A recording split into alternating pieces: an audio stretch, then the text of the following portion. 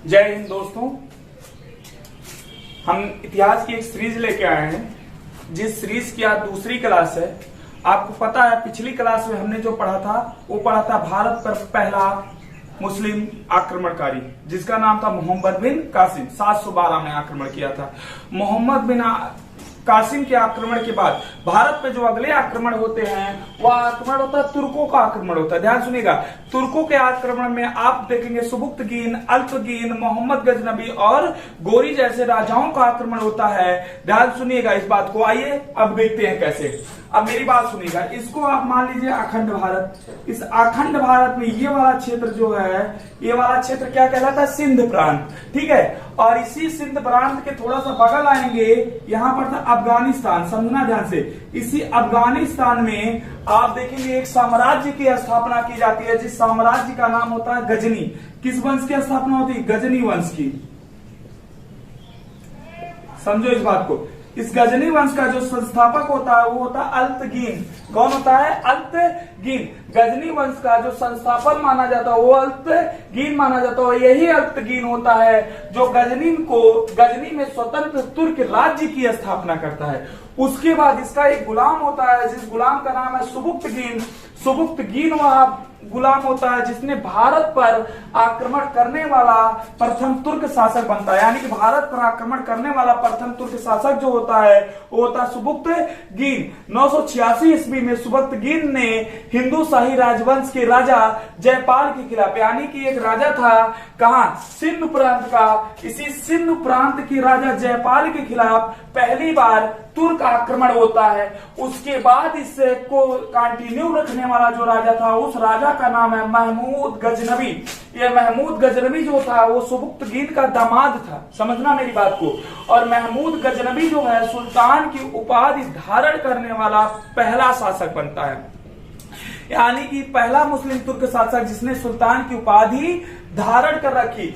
गजनबी बहुत ही खतरनाक राजा था, बहुत ही खतरनाक। इमेजिन नहीं कर सकते इतना खतरनाक राजा था।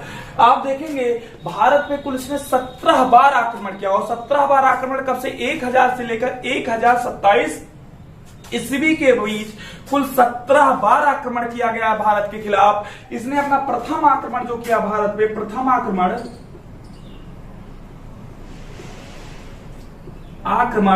इसका प्रथम आक्रमण होता है 1000 ईस्वी में।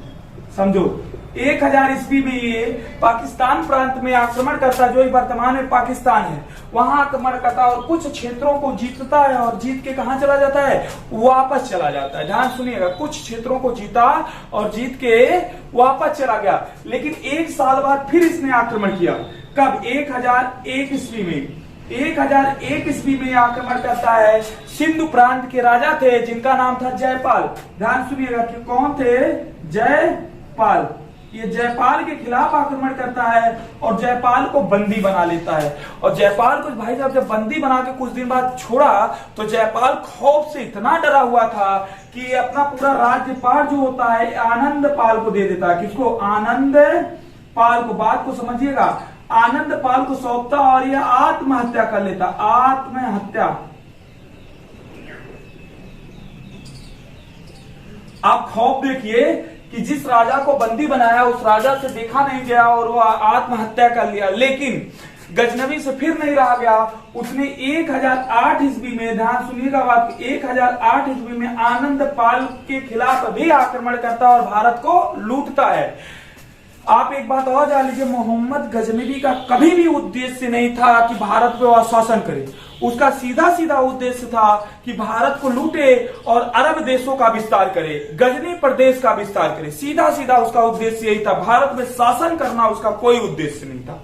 अभी भारत पे शासन करने का उद्देश्य भी बनेगा इसी के गुलामों के साथ। दिमाग में देखना, इसके गुलाम नहीं, इसके बाद जो आएगा मोहम्मद गोरी लाता है भारत में अच्छे से। अब देखना, उसके बाद इसका सबसे फेमस जो माना जाता है आक्रमण भारत पे, वो माना जाता है 1025 में। देखिएगा 1025 ईस्वी में इसने पुनः आक्रमण किया। 1025 में कहां करता है? सोमनाथ मंदिर। नाथ मंदिर, बात को समझो। इस सोमनाथ मंदिर पर आक्रमण करता है 1025 ईस्वी में और 1025 ईस्वी में सोमनाथ मंदिर पर आक्रमण करने के बाद ये सोमनाथ मंदिर से बहुत सारा सोना चांदी हीरा मोती लूट के ले गया, बहुत ज्यादा। आप जानते हैं कि इतना लूटपाट मचाई, लूटपाट के साथ साथ मूर्तियों को भी तोड़ता था, खुद तोड़ता था, अपने जो सेनानियों से भी तुड़वाता था, इसलिए इसको मूर्ति भंजक भी कहा गया। किस नाम से जाना गया? मूर्ति भंजक के नाम से भी मोहम्मद गजनवी को जाना जाता है। बातें क्लियर कर लीजिएगा। अगली बात ध्यान से सुनिएगा हमारी बात। ये अंतिम आक्रमण भारत पे करता है, अंतिम आक्रमण करता है 1027 में। किसके खिलाफ? जाटों के खिलाफ। बातें ध्यान सुनिएगा, किसके खिलाफ आक्रमण करता है? जाटों के खिलाफ। जाटों का विद्रोह मचा था, बहुत तबाही जाट मचा रहे थे।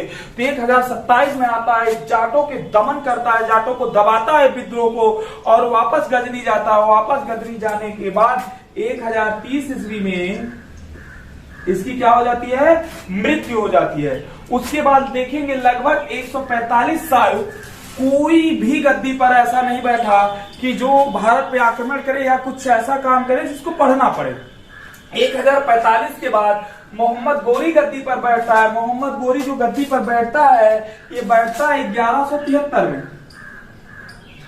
समझिए बात को, मोहम्मद गोरी गद्दी पर कब बैठता है? 1173। समझो, मोहम्मद गोरी 1173 पे गद्दी पे बैठता है और भारत में पहला आक्रमण इसका होगा कब? 1175 में। लेकिन ये भारत में माना जाता है कि तुर्क साम्राज्य की स्थापना करने वाला राजा कौन है? मोहम्मद गजनवी। तुर्क ही नहीं, मुस्लिम साम्राज्य का वास्तविक संस्थापक जो भारत में माना जाता है वो कौन माना जाता है? शहाबुद्दीन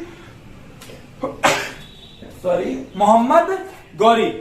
बातें सुनिएगा ध्यान से। अगली चीज यहां से देखिएगा, इसके 4 गुलाम भी हुआ करते थे गौर प्रदेश में। 4 गुलाम गौर प्रदेश में कौन कौन सा? यालदौज, कुतुबुद्दीन ऐबक और कुबाचा, और उसके अलावा बख्तियारुद्दीन खिलजी। आप देखना, इसने यालदौज को क्या सौंपा था?